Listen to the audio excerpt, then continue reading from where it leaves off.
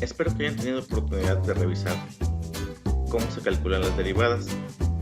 De igual manera, veremos un pequeño repaso en este video.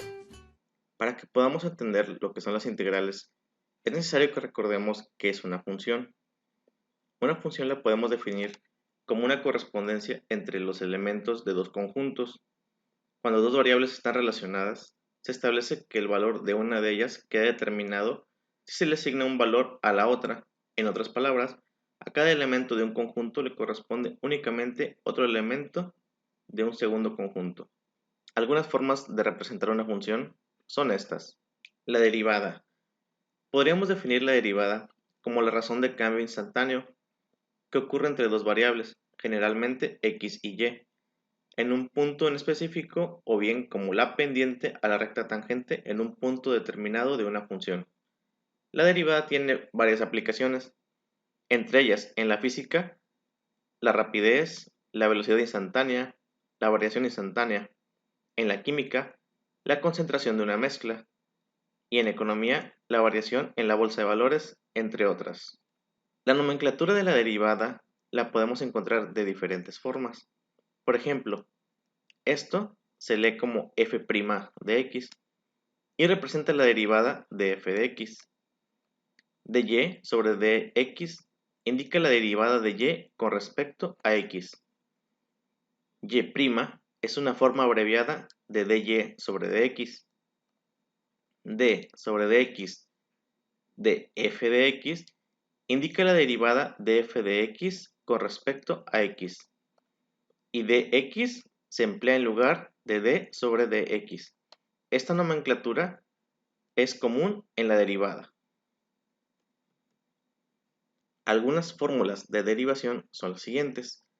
Este sería un formulario básico para derivar funciones algebraicas. Teniendo la función y igual a a, es decir, una constante, su derivada es 0. La derivada de una constante por una variable es igual a la constante. Y así sucesivamente las diferentes fórmulas. También es importante recordar las propiedades de los exponentes y las propiedades de los radicales. Este es un formulario extendido de derivación. Veamos algunos ejemplos de derivada. Aquí tenemos la función f de x. La derivada sería 1. También lo podemos expresar como y' igual a 1 o como dy sobre dx igual a 1. Ahora, esto que está aquí es la derivada, pero en ocasiones en cálculo integral ocupamos el diferencial. El diferencial no es otra cosa más que colocar dx del lado derecho de la igualdad. En este caso, nos quedaría de esta forma, de y igual a 1 de x o simplemente de y igual a dx. Otro ejemplo, tenemos la función f de x igual a 5x al cuadrado menos 3. Al derivar 5x cuadrada menos 3, nos quedaría de la siguiente forma. Este 2 baja y multiplica al 5. Nos quedaría 5 por 2, 10. Y al exponente le restaríamos un 1, haciendo que nos quede 10x a la 1, o simple y sencillamente 10x. El menos 3 desaparece porque la derivada de una constante es 0. Ahora, obtuvimos solamente la derivada, 10x. Pero para calcular el diferencial, deberíamos de llevar dx del lado derecho, quedando finalmente dy igual a dx. Bien, vimos ahora un poco de lo que es una derivada. Recordemos que existen operaciones inversas en las matemáticas. De la adición es la sustracción, de la división es la multiplicación, de la potencia es la raíz y de la derivada es la antiderivada.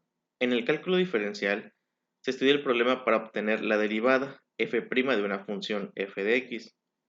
Ahora nos ocuparemos del problema inverso, es decir, que a partir de una derivada f' de x de una función vamos a obtener la función f de x, es decir, la antiderivada. Aquí pueden ver los elementos de una integral indefinida. el símbolo de la integral, el diferencial, el integrando, que sería la función, la variable de integración, que en este caso es x, puede variar, puede ser una t, una w, una r, puede ser cualquier letra. Y una vez que integramos, debemos de agregar la constante de integración. ¿Por qué vamos a agregar más c? Es decir, ¿por qué vamos a agregar una constante de integración? Por lo siguiente, si nosotros deriváramos cada una de estas funciones, el resultado de todas estas, la derivada de todas estas funciones, es la misma, 2x. Entonces, si yo quisiera volver de su derivada a la función original, es decir, si yo quisiera obtener la antiderivada, no podríamos saber exactamente a cuál pertenece. Por eso agregamos un más c. Al agregar más c, estamos diciendo que pertenece a todas y cada una de ellas.